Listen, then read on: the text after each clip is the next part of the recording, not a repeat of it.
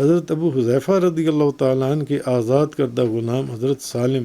رضی اللہ تعالیٰ عنہ فرماتے ہیں کہ رسول اللہ صلی اللہ علیہ وسلم نے ارشاد فرمایا کہ قیامت کے دن کچھ لوگ ایسے آئیں گے کہ ان کے پاس تہامہ کے پہاڑوں کے برابر نیکیاں ہوں گی،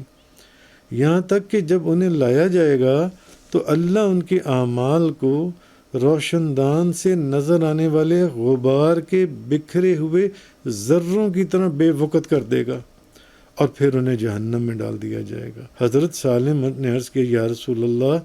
میرے ماں باپ آپ پر سے قربان ہو جائیں، ان لوگوں کا ہمیں بتا دیں، وہ لوگ ہیں کون، یعنی کہ کہیں ہم بھی ان لوگوں میں شامل نہ ہو جائیں۔